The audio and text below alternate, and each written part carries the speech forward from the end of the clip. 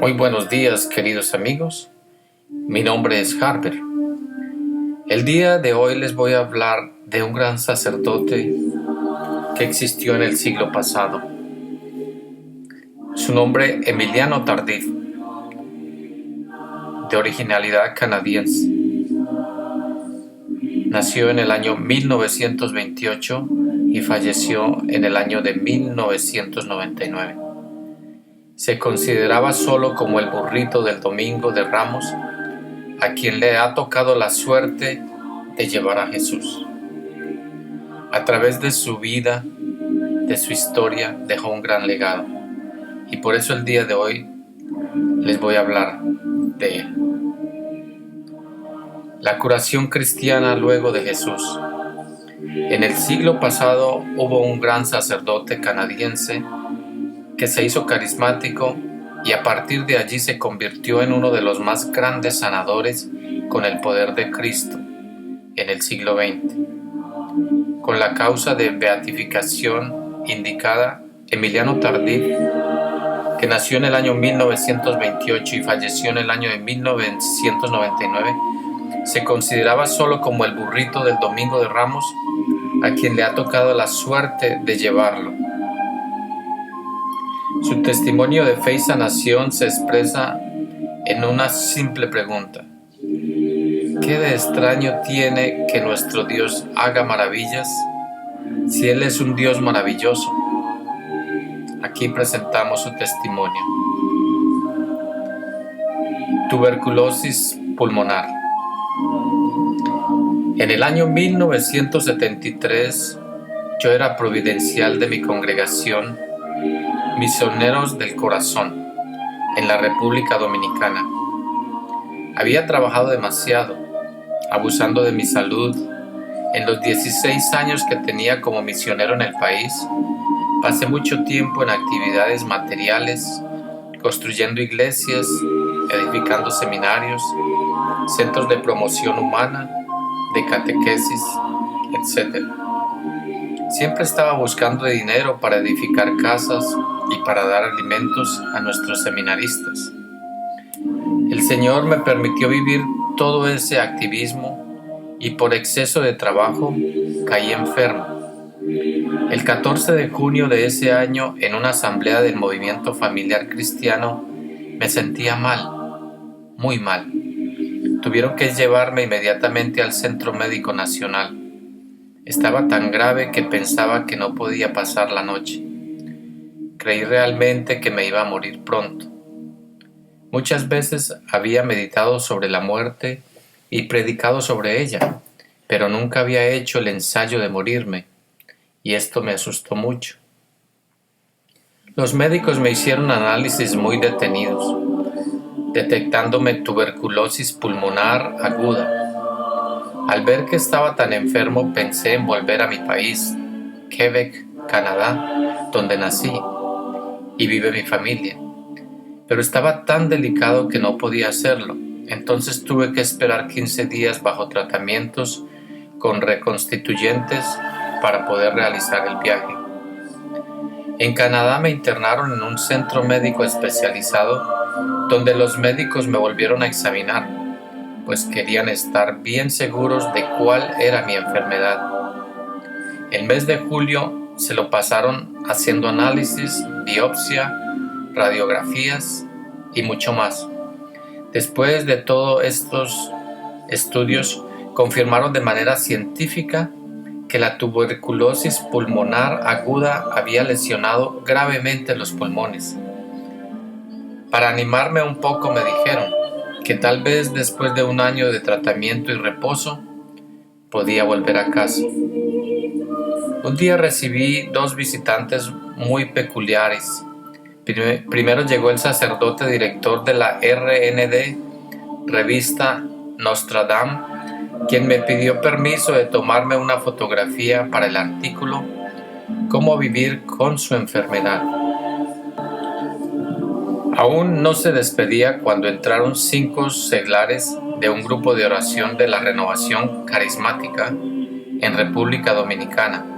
Me había burlado mucho de la Renovación Carismática, afirmando que América Latina no necesitaba don de lenguas, sino promoción humana, y ahora ellos venían a orar desinteresadamente por mí.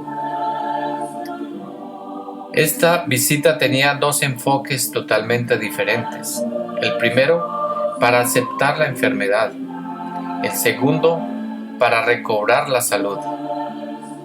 Como sacerdote misionero pensé que no era edificante rechazar la oración, pero sinceramente la acepté más por educación que por convicción. No creía que una simple oración pudiera conseguirme la salud. Ellos me dijeron muy convencidos: vamos a hacer lo que dice el Evangelio. Impondrán las manos sobre los enfermos y estos quedarán sanos. Así que oremos y en el nombre del Señor se va a sanar. Acto seguido se acercaron todos a la mecedora donde yo estaba sentado y me impusieron las manos. Yo nunca había visto algo semejante y no me gustó. Me sentí ridículo debajo de sus manos y me daba pena con la gente que pasaba afuera y se asomaba por la puerta que había quedado abierta. Entonces les interrumpí la oración y les propuse: si quieren, vamos a cerrar la puerta. Sí, padre, ¿cómo no?, respondieron. Cerraron la puerta, pero ya Jesús había entrado. Durante la oración yo sentí un fuerte calor en mis pulmones. Pensé que era otro ataque de tuberculosis y que me iba a morir, pero era el calor del amor de Jesús que me estaba tocando y sanando mis pulmones enfermos. Durante la oración hubo una profecía. El Señor me decía: yo haré de ti un testigo de mi amor. Jesús vivo estaba dando vida, no solo a mis pulmones, sino a mi sacerdocio y a todo mi ser. A los 3 o 4 días me sentía perfectamente bien. Tenía apetito, dormía bien y no había dolor alguno. Los médicos estaban preparados para comenzar inmediatamente el tratamiento. Sin embargo, ningún medicamento le respondía de acuerdo a mi supuesta enfermedad. Entonces mandaron a traer unas inyecciones especiales para gente cuyo organismo no es normal, pero tampoco hubo reacción alguna. Yo me sentía bien y quería regresar a casa, pero ellos me obligaron a pasarme el mes de agosto en el hospital buscando por todos lados la tuberculosis que se les había escapado y no podían encontrar. Al final del mes, después de muchos experimentos, el médico responsable me dijo: padre, vuelva a su casa. Usted está perfectamente, pero esto va en contra de todas nuestras teorías médicas. No sabemos lo que ha pasado, no lo entendemos. Luego, encogiendo los hombros, añadió: padre, usted es un caso único en el hospital. En mi congregación también le respondí riendo. Salí del hospital sin recetas médicas ni cuidados especiales. Me fui a casa con solo 110 libras, 50 kilos de peso. El hospital me iba a curar de tuberculosis, pero me estaba matando de hambre. 15 días después apareció el número 8 de la revista Nostradam. En la página 5 estaba mi fotografía del hospital, sentado en la célebre mecedora, con sondas, cara triste y mirada pensativa. Abajo de la fotografía decía: el enfermo debe aprender a vivir con su enfermedad, acostumbrarse a las alusiones veladas, a las preguntas discretas y a los amigos que ya no volverán a mirarlo de la misma manera. Pero mi salud echó a perder su número. El Señor me había sanado. Mi fe era muy pequeña, tal vez del tamaño de un grano de mostaza, pero mi Dios era tan grande que no había dependido de mi pequeñez. Así es nuestro Dios. Si estuviera condicionado a nosotros, no sería Dios. De esa manera yo recibí en carne propia la primera y fundamental enseñanza para el ministerio de curación. El Señor nos sana con la fe que tenemos, no nos pide más, solo eso. El 15 de septiembre asistí a la primera reunión de oración carismática de mi vida. Ni sabía lo que era eso.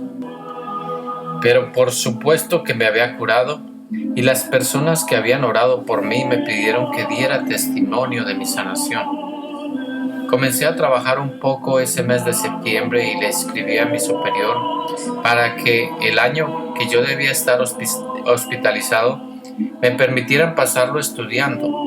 La renovación carismática en Canadá y Estados Unidos me dio permiso y fui a los centros más importantes de Quebec, Pittsburgh, Notre Dame y Arizona. Recuerdo que estaba en Los Ángeles celebrando misa con mi sobrina y un día, después de leer el Evangelio en francés, quise comentarlo, pero pasó algo muy curioso. Sentí como que la mejilla se me adormecía y comencé a hablar algo que no entendía. No era ni francés, ni inglés, ni español. Cuando terminé de hablar, exclamé sorprendido: no me digan que voy a recibir el don de lenguas. Eso es lo que tú ya recibiste, tío, respondió mi sobrina. Tú estabas hablando en lenguas. Tanto que yo me había burlado del don de lenguas y el Señor me lo regaló en el momento en que iba a predicar. Así descubrí ese don tan maravilloso del Señor. Después del año que supuestamente debía pasar en el hospital, regresé a la República Dominicana. Mi superior me destinó a una parroquia en la ciudad de Nagua. Al llegar convoqué unas 40 personas para darles el testimonio de mi curación. Recuerdo que invité a los enfermos a pasar enfrente para orar por ellos. Para mi sorpresa, había más gente en el grupo de enfermos que entre los sanos. Esa noche al Señor se le ocurrió sanar a 2 de ellos. La asamblea estalló en gran alegría y los sanados daban testimonio por todas partes. Así, humildemente, comenzó una historia que no nos imaginábamos. Sería tan maravillosa. A partir de las curaciones que el Señor realizaba, nuestro grupo se asemejaba al banquete del reino de los cielos. Los invitados eran los cojos, los sordos, los mudos y los pobres. Cada semana el Señor sanaba enfermos. En agosto sanó a doña Sara, que tenía cáncer en la matriz.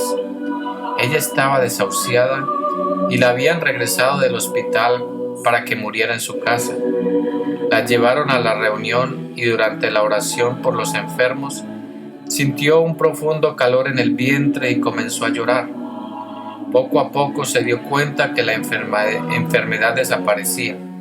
A los 15 días estaba completamente sana y volvió al grupo de oración para dar su testimonio, llevando en sus manos su mortaja, los vestidos que sus hijos le habían comprado para el día que la iban a sepultar.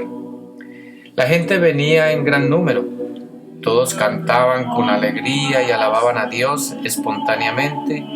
Ante las curaciones y prodigios estallaba el gozo y contaban a todo el mundo lo que pasaba en la parroquia. A raíz de estas reuniones tan festivas y hermosas, algunos sacerdotes comenzaron a decir sarcásticamente: el padre Emiliano se sanó de tuberculosis, pero se enfermó de la cabeza.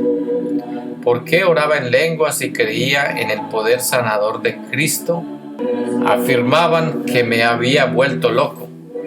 El Señor nos dijo mediante una profecía: yo trabajo en la paz, les doy mi paz. Sean mensajeros de mi paz. Comienzo a derramar mi espíritu en ustedes. Es un fuego devorador que va a invadir a la ciudad entera. Abran sus ojos porque verán señales y prodigios que muchos desearon ver y no vieron. Yo lo digo y yo lo hago.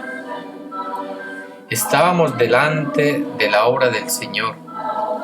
De eso estábamos seguros. Los milagros continuaron tan numerosos que no los podían contar. Parejas que vivían en concubinato se casaron. Jóvenes fueron liberados de las drogas, alcoholismo. Era pesca milagrosa. Después de haber pasado mucho tiempo lanzando el anzuelo, ahora el Señor llenaba tanto las redes que hasta se me imaginaba que la barca se hundiría.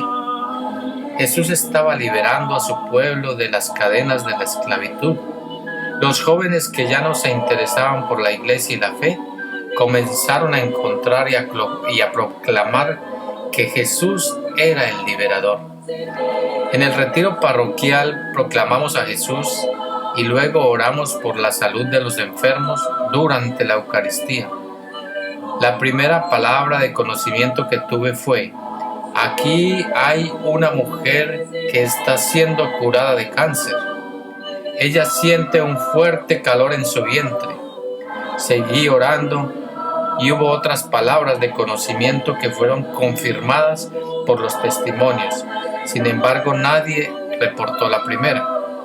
Al día siguiente, una señora, delante del micrófono, dijo a todos: tal vez se sorprendan por verme aquí. Soy pecadora pública que ha pasado muchos años en la prostitución. Ayer quise venir a misa de sanación, mas por la vida que he llevado, me dio vergüenza entrar y me quedé un poco lejos, atrás de la empalizada. Estaba enferma de cáncer, incluso llevo 2 operaciones que no me han detenido la enfermedad. Pero cuando el sacerdote dijo que una persona estaba siendo curada de cáncer, sentí que yo era.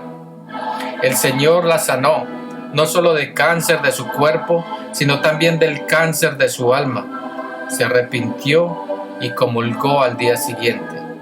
Cuando la vi comulgar con tanta alegría y lágrimas de felicidad en su rostro, recordé el regreso del hijo pródigo que come becerro de cebado que su padre le había hecho matar. Ella estaba recibiendo al mismo Cordero de Dios que quita el pecado del mundo, purificando su alma y cambiando su vida. Ella regresó al prostíbulo para testificar a sus compañeras con lágrimas en los ojos.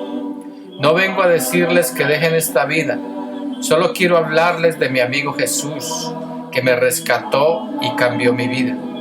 Les contó su curación y conversión.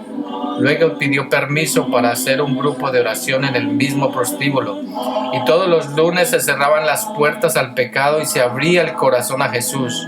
Había oración, lectura de palabra y cantos. El Señor no solo terminó allí su obra. Después de 1 año se organizó un retiro para 47 prostitutas de la ciudad. Es el retiro donde he visto actuar con más poder la misericordia de Dios. Hubo arrepentimiento, conversión, confesiones. 27 dejaron su antigua vida y según informe reciente, 21 han perseverado en el camino del Señor. Algunas hasta se han vuelto catequistas, otras animan grupos de oración, testificando poderosamente cómo el amor misericordioso de Dios las ha transformado. De las 21 casas de prostitución que habían en la calle Mariano Pérez, no quedaron más que 4. Personas del mismo grupo de oración visitaban todas estas casas y vino el Señor y transformó. Aquí conviene mencionar otro caso de una de estas mujeres de las cuales Jesús dice que aventajaban a los escribas y fariseos en el reino de los cielos. Diana fue tocada por el amor de Dios y ella se entregó al Señor. Sin embargo, su restablecimiento fue lento y doloroso. Incluso tuvo una recaída en su antigua vida a causa de problemas económicos.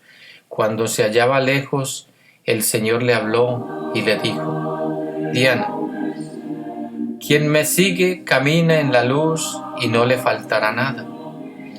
Ella se arrepintió y volvió al Señor hasta que se hizo catequista y hoy día testifica con gran poder en los retiros la misericordia del Señor, formando parte de un equipo de evangelización. Y ya quisieran muchos sacerdotes el poder que ella tiene para proclamar la vida nueva de Cristo Jesús. Según estadísticas, en Nagua habían unos 500 casos de prostitución. Más de un 80% cerró sus puertas. No todas se convirtieron, pero sí todas fueron alcanzadas por el mensaje de Jesús vivo. Incluso varias de estas casas que estaban al servicio del pecado y el egoísmo se convirtieron en casas para grupos de oración, y fue tan notorio el cambio que llegaron a decir: Nagua era la ciudad de la prostitución, pero ahora es la ciudad de la oración. Hoy día no hay calle en Nagua sin grupo de oración. Estos son grupos evangelizadores que anuncian y llevan a las personas a un encuentro personal con Jesús vivo. El caso de Nagua nos da una idea ahora de lo que son los carismas en la evangelización. No son los adornos occidentales, sino vehículos de evangelización. Hay muchos que niegan los carismas diciendo que no tienen importancia. Simplemente les recuerdo que Nagua fue sacudida por el Evangelio y cambió su fama, la ciudad de la prostitución, gracias a un retiro de prostitutas. Este retiro se llevó a cabo por una mujer que, como María Magdalena, siguió a Jesús y luego lo testificó. ¿Por qué? Porque fue sanada de cáncer. Una humilde curación física desencadenó una transformación social. Así se instaura el reino de Dios a través de acontecimientos tan pequeños y sencillos que, como granos de mostaza, al germinar, dan fruto en abundancia. ¿Quiénes somos los hombres para desechar los caminos de Dios? Pimentel. Yo estaba muy feliz en Nagua trabajando con los grupos de oración, mas el Espíritu Santo me tenía preparada una gran sorpresa. En verdad que los caminos de Dios son diferentes a los nuestros. Isaías 55:8. Pero incomparablemente mejor de lo que podemos pedir o pensar. Efesios 3:20. El padre provincial me pidió suplir temporalmente a un párroco que se iba de vacaciones. Sinceramente me costaba mucho trabajar, dejar a Nagua. Siempre queremos asegurarnos con lo que tenemos, y este es el gran enemigo para abrirse a las sorpresas del Espíritu. La vida en el Espíritu es una vida de despojo, de no hacer nuestras las cosas de Dios, ni siquiera lo que llamamos nuestro ministerio. Estamos llamados a ser eternos peregrinos que viven en tiendas provinciales, dispuestos siempre para el viaje, sin boleto de regreso. Solo cuando nada poseemos es cuando somos capaces de tenerlo todo. El 10 de junio de 1974 llegué a mi nuevo destino, Pimentel, que es un pueblo simpático, situado en el centro del país y enmarcado por una fértil llanura, generosa en arroz, papas, cacao y naranjas. Gracias a las aguas del río Cuava, el pueblo es apenas cruzado por una calle sin pavimentar donde transitaban burros y uno que otro automóvil o tractor. La bandera nacional que ondeaba en la municipalidad saludaba la esbelta palmera, la acacia y el samán del parque público que estaba enfrente. Del otro lado se levantaba la parroquia de San Juan Bautista, cuyo nombre me hizo pensar que mi misión, como la de todo evangelizador, es de ser un precursor que anuncia la venida del Salvador. El Espíritu Santo me había traído aquí para ser testigo de la luz de Cristo resucitado. Al llegar me entrevisté con el párroco, que ya tenía sus maletas hechas. Solo le pedí que me diera permiso de organizar un grupito de renovación, porque sin oración no podía trabajar. A él no le gustaba, tenía miedo. No me lo negó porque yo iba a suplir para que fuera de vacaciones. pero me dijo: está bien, haz el grupo, pero sin carismas. Bueno, le contesté, los carismas no los doy yo, eso viene del Espíritu Santo. Si Él quiere dar carismas a tu gente, ¿qué puedo hacer yo? Haz lo que quieras, me contestó y se despidió. El verano de ese año fue muy caluroso, como presagio del fuego del Espíritu que nos invadiría. El que no crea que tenemos un Jesús vivo que hoy hace maravillas, no le conviene leer lo siguiente, pues le parecerá increíble. Primera reunión. Durante la misa del primer domingo invité a la gente para una conferencia sobre la renovación carismática, prometiéndoles contar el testimonio de mi curación. Asistieron unas 200 personas, pero esa gente tenía tanta fe que en la noche llevaron un tullido en una camilla. Se le había roto la columna vertebral y no había vuelto a caminar desde hacía 5 años y medio. Cuando lo vi llegar con él en la camilla pensé que era demasiado atrevimiento, pero me recordaron aquellos 4 que me llevaron a su amigo paralítico a Jesús. Oramos por él y le pedimos al Señor que por el poder de sus santas llagas sanara este tullido. El hombre comenzó a sudar abundantemente y a temblar. Entonces recordé que cuando el Señor me sanó, yo también sentí mucho calor. Así que le ordené: el Señor te está sanando. Levántate en el nombre de Jesús. Le di la mano y él me miró muy sorprendido. Con mucho esfuerzo se levantó y comenzó a andar lentamente. Sigue caminando en el nombre de Jesús, le grité. El Señor te está sanando.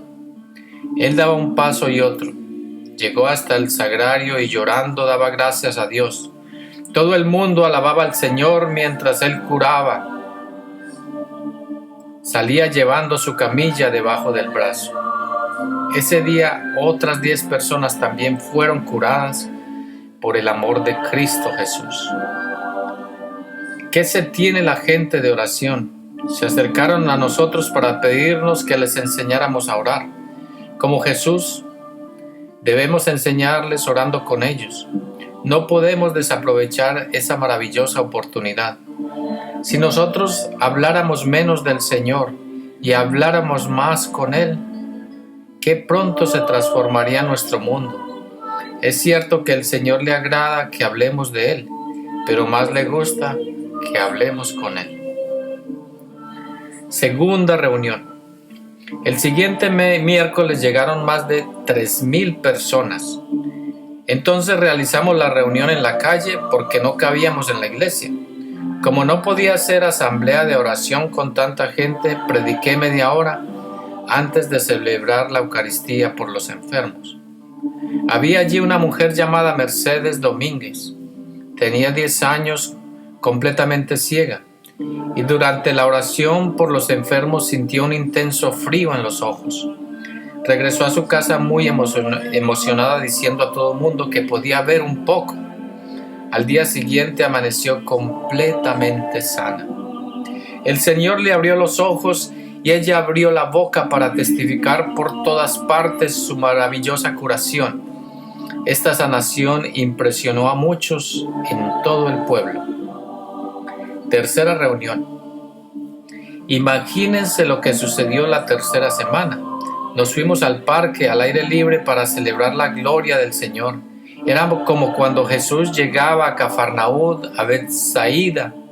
El mismo Jesús vivo llegaba a nuestro pueblo. El parque parecía la piscina de Bethsatá, lleno de enfermos, ciegos, cojos y paralíticos, esperando su curación. Bethsatá significa casa de la misericordia. Pimentel, el más pequeño de los pueblos, se había convertido en el lugar escogido para Dios para mostrar su misericordia. El ministerio de curación es el ministerio de la misericordia de Dios. Esa noche había más de 7,000 personas. Hicimos lo mismo, predicar el amor de Jesús, que Él está vivo en la iglesia y sigue actuando con signos y prodigios. Celebramos la misa y de nuevo el Señor comenzó a sanar enfermos. Era algo así exagerado, sucedía como en las bodas de Caná, que el Señor se le pasó la mano con el vino. Le sobró tanto que se podía organizar otra boda. Cuando le pedimos algo, Él nos da todo, porque Él no tiene límite en su poder ni en su amor. Él nos sana no solo a 2 ni 3, son cantidades enormes las que Él sana. La policía estaba muy molesta porque tenía que trabajar horas extras tratando de controlar el excesivo tráfico en un pueblo tan pequeño. Entonces los oficiales fueron ante el jefe de policía a pedirle que prohibiera esas reuniones. El jefe abrió las manos y le respondió con una sonrisa: yo también hubiera querido suspenderlas, pero mi esposa se curó en una reunión de esas. Ella tenía 12 años enferma y fue tocada por el amor de Dios. Después de algunos días ambos recibieron el sacramento del matrimonio. ¡Qué maravilloso es el Señor! El Señor había previsto todo. En vez de suspender la reunión, tuvimos 18 policías extras para dirigir el tráfico durante el siguiente miércoles. Cuarta reunión era el 9 de julio, aniversario de mi regreso a la República Dominicana. Desde las 9 de la mañana llegaban autobuses, camionetas con gente de todo el país. Hasta los taxistas nos hacían propaganda, pues les convenía también a ellos. Esa tarde habían unas 20,000 personas en oración. Por tanta gente nos tuvimos que subir al techo donde colocamos el altar y las bocinas. ¿Saben ustedes cómo se vengó Dios de la policía que quería acabar con las reuniones? Esa noche curó a un policía que sufría un derrame cerebral, que estaba semiparalizado. A partir de esto teníamos a todos los policías completamente de nuestra parte. En verdad que la forma de terminar Dios con los problemas es mejor que la nuestra.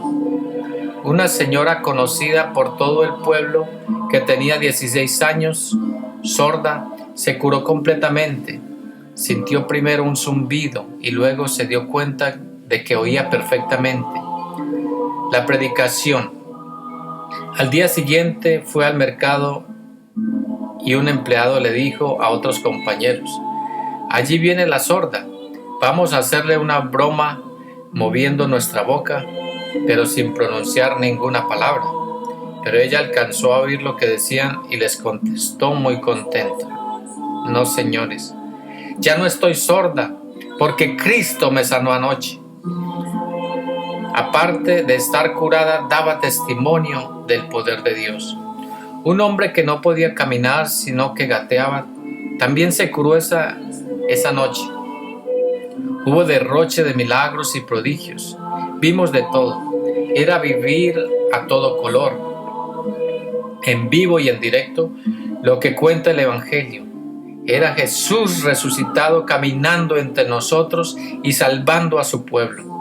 Esa noche hubo más de 100 curaciones, según los testimonios recibidos. Quinta reunión. Para la quinta reunión nuestro equipo de sonido resultó insuficiente.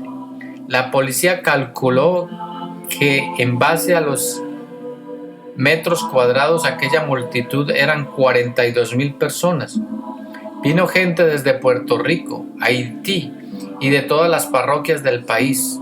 Las calles estaban llenas, los tejados abarrotados y la pequeña carretera congestionada y llena de autobuses, automóviles y camionetas.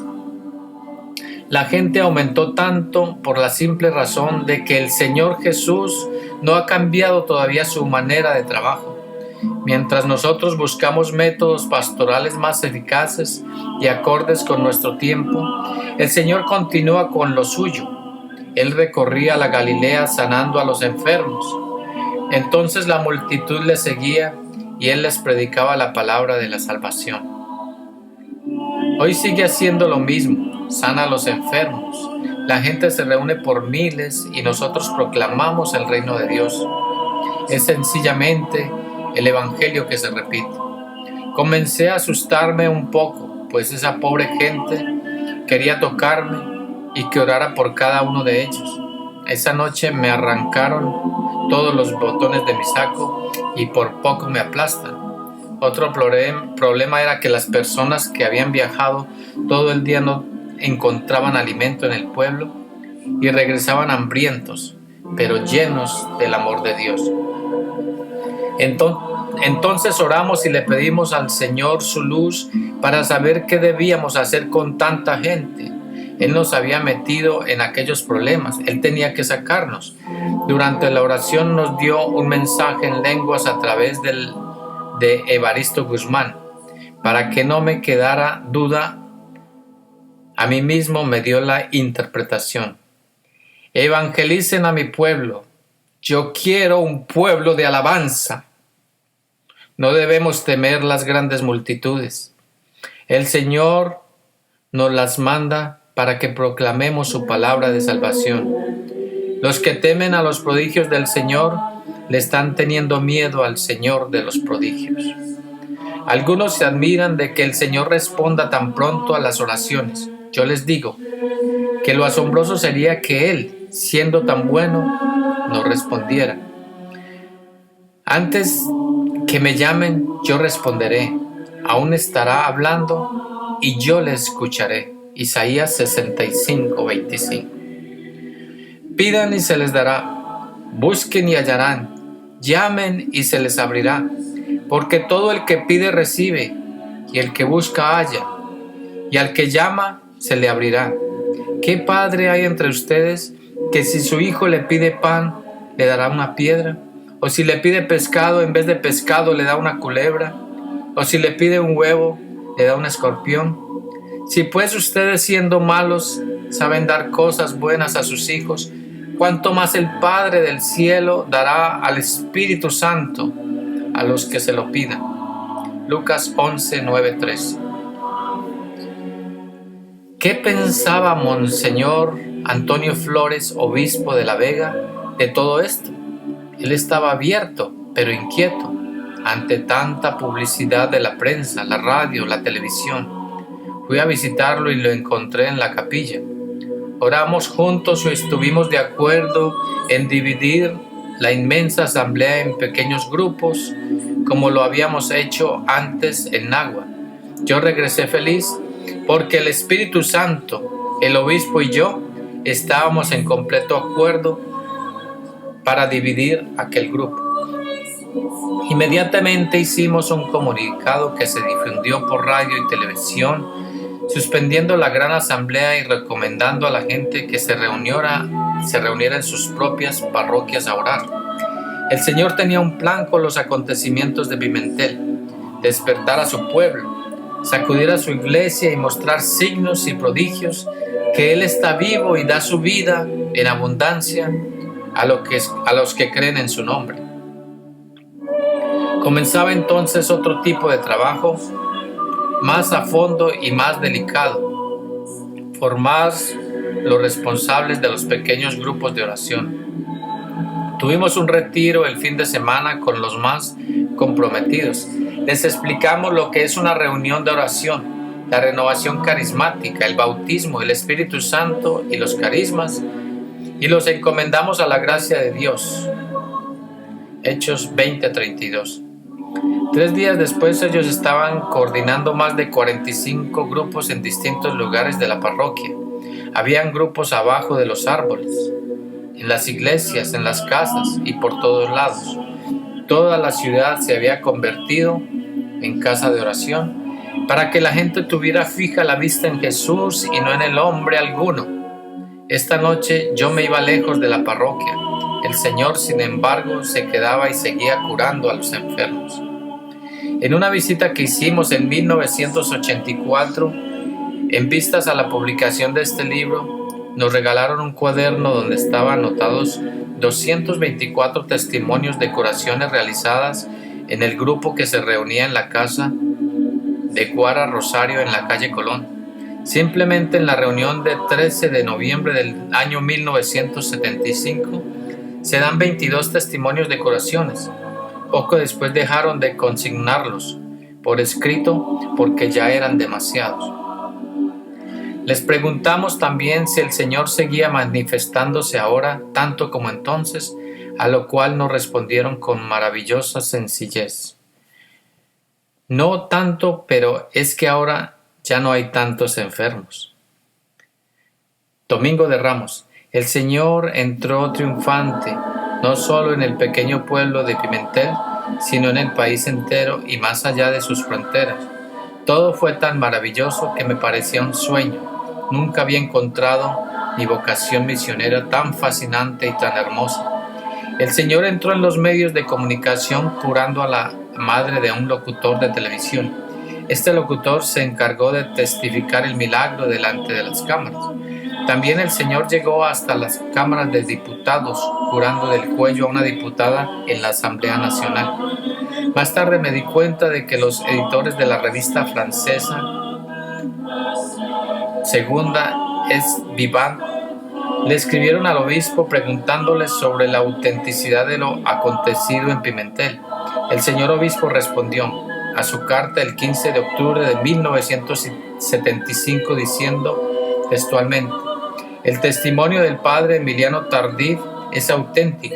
Esta carta fue publicada en dicha revista en el número 6 y 7. Esos días era como estar en la cumbre del Tabor, contemplando la gloria del Señor. Era compartir con todos aquellos que le dijo su Padre: tú eres hijo muy amado en quien yo tengo mis complacencias.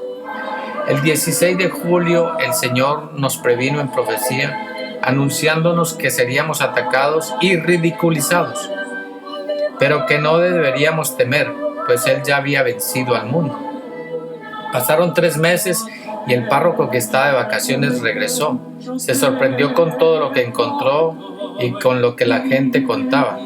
Todo era tan extraordinario que no podía creerlo.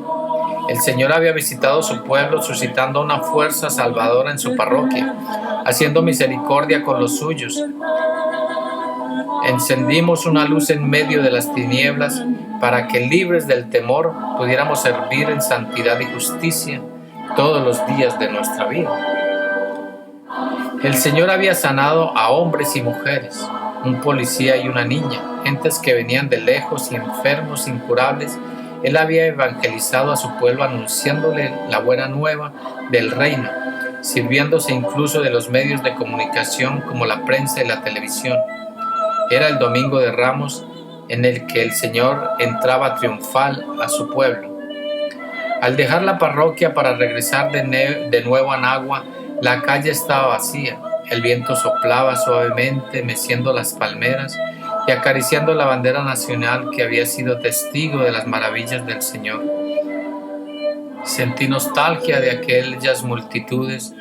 En eso pasó trotando alegremente un borriquito que se me quedó mirando con sus grandes ojos. Rebuznó, me mostró una amplia sonrisa con su abundante dentadura, como queriéndome decir: tú eres simplemente el burro que trajo a Jesús a este pueblo y ahora debes regresar otra vez a Betfagé.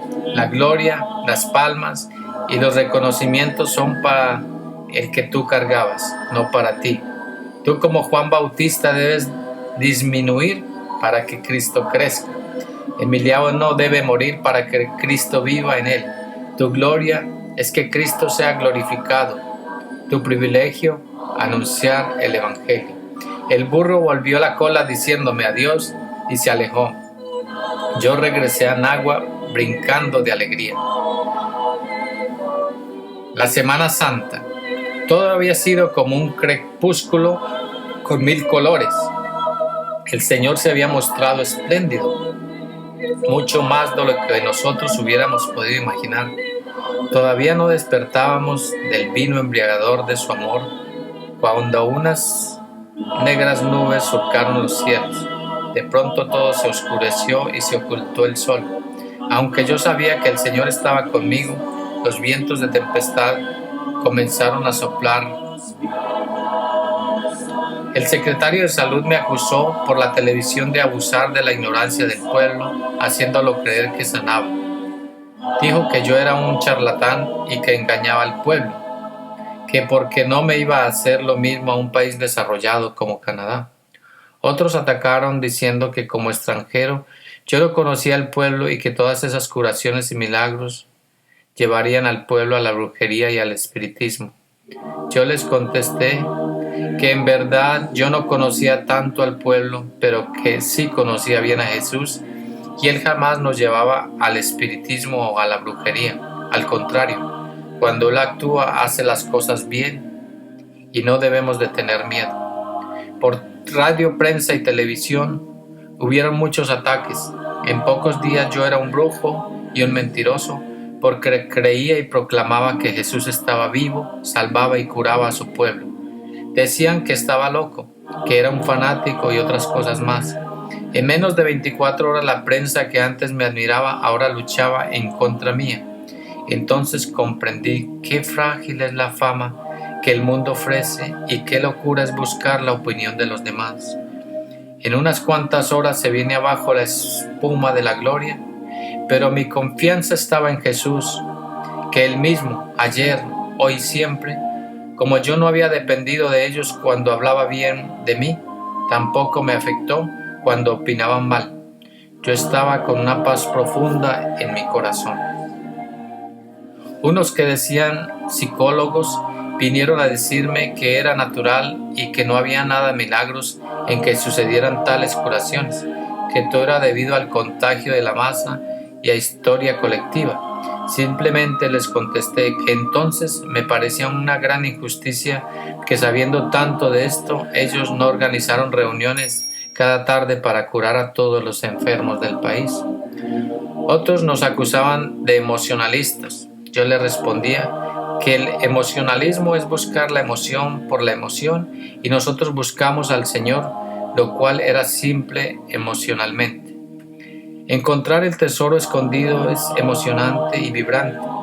Es el signo que de alguna manera encontró el gran tesoro, el tesoro de la alegría que da el Señor. Otros atacaban la inmadurez de la gente diciendo: toda esa multitud solo viene por curiosidad y por los milagros de curación. Yo les contesté: ¿qué importa la razón por la que ellos vienen? Lo importante es que estén aquí para que los evangelicemos. Seguramente Zaqueo no se subió al sicomoro para rezar el Santo Rosario, sino por pura curiosidad, pues quería ver a Jesús. Tanto me preguntaron si no me estaba volviendo loco que un día les contesté: yo también estoy preguntándomelo, pues ahora ya no sé hablar sino de mi Señor Jesucristo. Los párrocos vecinos también se pusieron celosos. Un grupo del clero pidió que mi provincial me sacara del país porque con esas tonterías yo iba a destruir la estructura pastoral. Yo les contesté que Jesús no había sido enviado a salvar las estructuras pastorales, sino a salvar a su pueblo, y que eso era lo único que Él estaba haciendo en medio de nosotros. Me acusaban que yo estaba vaciando las parroquias, pero yo no invitaba a nadie, yo solamente proclamaba el Evangelio. Un sacerdote me decía que estábamos exagerando y que era necesario ir más despacio. Su argumento era así: si tú me hablaras de 2 o 3 curaciones, tal vez yo podría comenzar a creer. Pero ustedes, los carismáticos, están locos.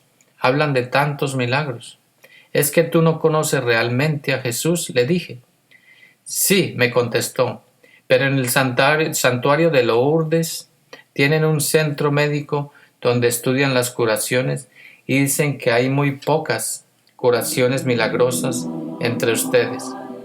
Pero yo le contesté: el criterio de nuestra fe no es el centro médico de Lourdes, sino el Evangelio, y este habla de tantos milagros. San Marcos, que es el más antiguo de los 4 evangelistas, nos relata 18 milagros y curaciones de Jesús en 16 capítulos. Si quitáramos los signos de poder del Evangelio de Marcos, nos quedaría una sola o 2 páginas. Hay muchos que por haber eliminado este aspecto tienen un evangelio mutilado, sobre reducido a la doctrina y teorías. El evangelio es vida para vivir, es experimentarse y testificarse.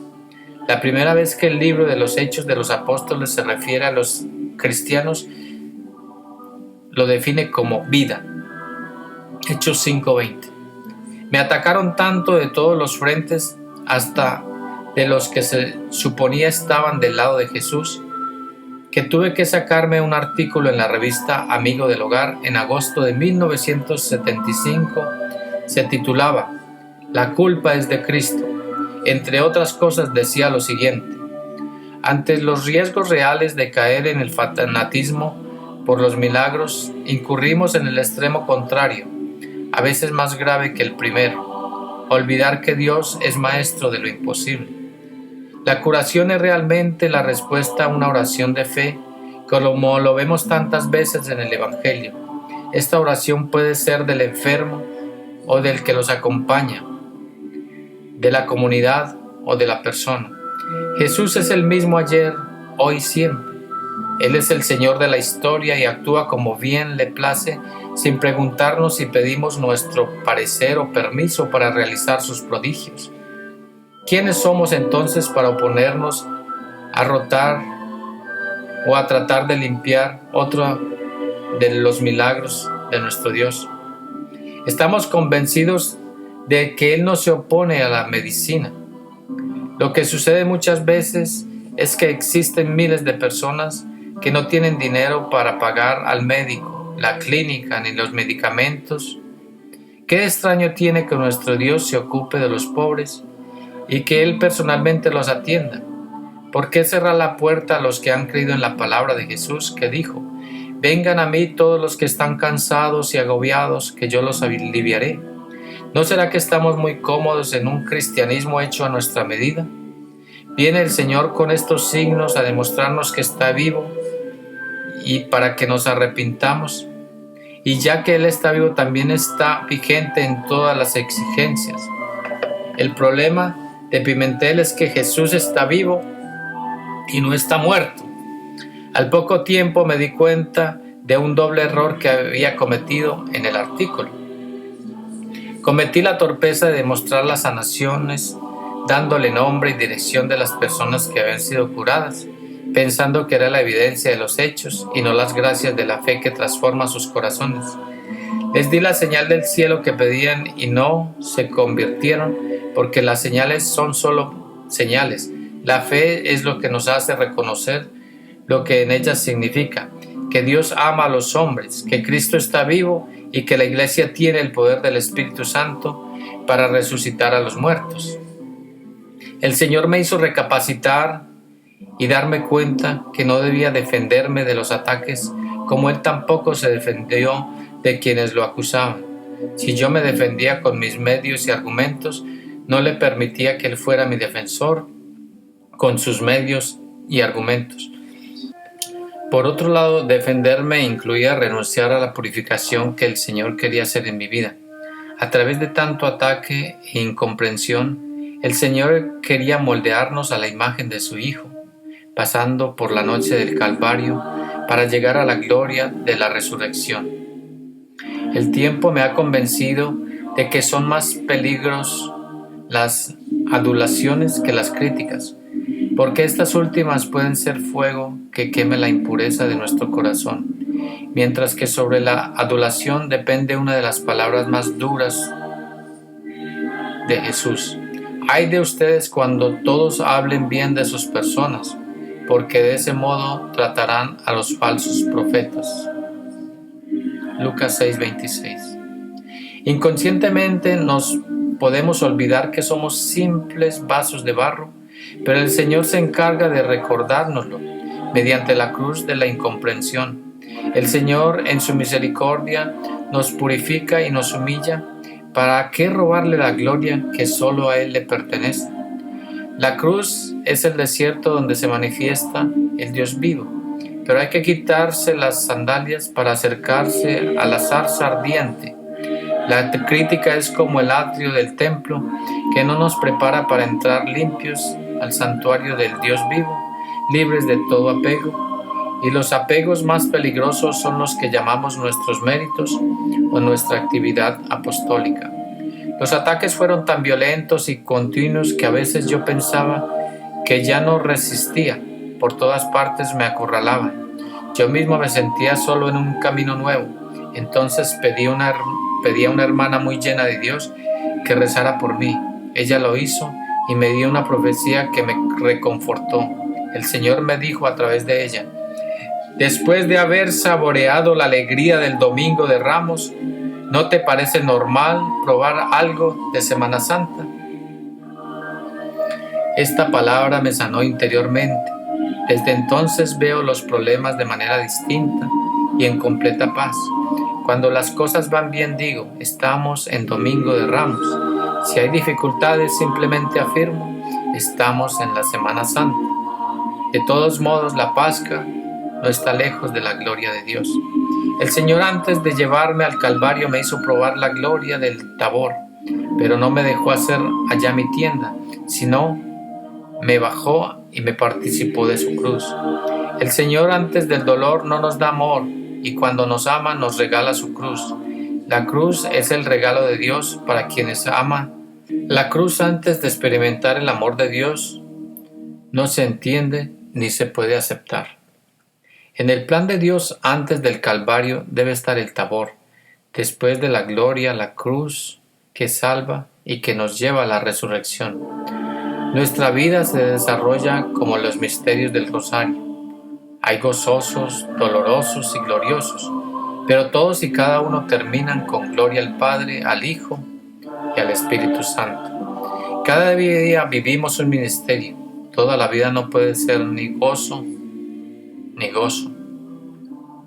ni doloroso. Entremezclándose para la gloria de Dios, la cruz y la resurrección son como la pintura de Rembrandt, donde luces y sombras se combinan para expresar la belleza. Nuestro pueblo estaba dominado en un letargo de pasividad. Vino el Señor y sacudió todo. La gente iba a consultar a los sacerdotes para preguntarles por estas cosas. Entonces ellos tenían que leer e informarse para dar respuestas adecuadas. Hasta la comisión episcopal se reunió para dar una declaración. Esto era muy importante para mí. Yo estaba cierto que la obra era de Dios, pero necesitaba el discernimiento de los obispos. Para mí ellos eran la voz de Dios. Publicaron una declaración titulada: el Papa aprueba y estimula las reuniones de oración carismáticas. Luego, con subtítulo, decían: Monseñor Pepén, secretario nacional del episcopado, aprueba la obra del Padre Tardif. Cuando yo leí, me dio gusto, pero también me dio risa y dije: la obra no es mía. Como San José, yo estaba seguro que esa vida que había germinado en el seno de la iglesia no era mía. Sin saber cómo ni por qué, recibí una invitación de Carlos Tavera para predicar un retiro sacerdotal en Guadalajara, México. De ahí han venido surgiendo otras invitaciones para proclamar las maravillas del Señor en otros países de América Latina. Comenzó a vislumbrar que se avecina una era gloriosa para la iglesia. Creo que ha llegado el tiempo de predicar en los terrados, es decir, fuera de los recintos sagrados, porque la gente ya no cabe en nuestros templos. El Señor nos lleva hasta los confines de la tierra para dar testimonio de que Él está vivo. Después de un viaje a Panamá, volví a mis tareas parroquiales. Al día siguiente me preparé para visitar una comunidad perdida en las montañas. El viaje lo tenía que hacer en burro. Mientras caminaba lentamente mi asno, iba pensando: qué maravillosos son los caminos de Dios. En avión o en borrico, siempre somos sus mensajeros. 10,000 o 60 personas, todos son hijos suyos, y estos pequeñitos de la montaña son los verdaderos pobres de Yahvé. El Señor es tan maravilloso que si volamos en avión, luego nos montamos en burro para cuidar nuestra humildad. En mi burro he aprendido una gran lección. Estamos llamados a ser como el pollino que llevó a Jesús a Jerusalén el Domingo de Ramos. Nuestra vocación es ser portadores de Cristo Jesús. Somos vasos de barro que llevamos un precioso tesoro en nuestro corazón. En todos los lugares a donde llevamos a Jesús sucede lo mismo. Los ciegos ven, los cojos andan, los leprosos quedan limpios, los sordos oyen, los muertos resucitan y se anuncia la buena nueva a los pobres. Antes nos afanábamos en darle alimento a un pueblo que no tenía hambre de Dios. Lo peor era que nosotros mismos no hablábamos saboreando el pan de la vida eterna. Ahora no nos damos abasto, la mies es mucha, demasiada, pero el Señor es aún más grande y poderoso. El Señor prendió la mecha y ahora es un fuego que nadie puede extinguir. Es también un río de agua viva que está inundando la iglesia, purificándola, renovándola y santificándola. Numerosas parejas que vivían en concubinato tomaron conciencia de que no podían seguir viviendo así, descubriendo la importancia del sacramento, se han preparado seriamente para recibirlo y vivirlo. En un año celebramos 306 matrimonios, cifra inusitada en otros tiempos. El mayor milagro de todos los que he podido presenciar en estos años es que el Señor ha provisto de obreros en su viña. Ya son muchos los catequistas, ahora tenemos tantos que nuestra responsabilidad es en formarlos y capacitarlos para que transmitan la buena noticia. En Pentecostés de 1976 éramos 120 catequistas pidiendo una nueva efusión del Espíritu sobre todos nosotros. El Espíritu ya no era solo un don para gozarlo en lo profundo del corazón, sino especialmente una fuerza para anunciar al mundo que Cristo vive y da vida a los que creen en su nombre. He comenzado a recibir cartas de Francia, Sudamérica, Filipinas. Otros me escriben desde países que desconozco, donde queda en el mapa. A veces recibo correspondencia en distintos idiomas y distintos signos. ¿Cómo no comprendo lo que dicen? Simplemente pongo en manos del Señor estas cartas y le pido que, como Él sí las entiende, las conteste por mí. No recuerdo haber tenido nunca tan buena salud como ahora. Como de todo, duermo bien, trabajo mucho y me siento perfectamente. El Señor me ha devuelto la salud completa y yo se la entrego al servicio de la evangelización de su pueblo. Sin embargo, creo que el don más grande que Él me ha dado es el de la alegría. Soy feliz, tiempo completo. Nunca había vivido mi sacerdocio tan plenamente como ahora. Jesús está vivo y está dentro de ti. Búscalo y lo encontrarás. Y Él te dará el premio de la vida eterna. Y todo cambiará en tu vida. Tendrás la fuente de la sabiduría, de la alegría, de la paz y del amor.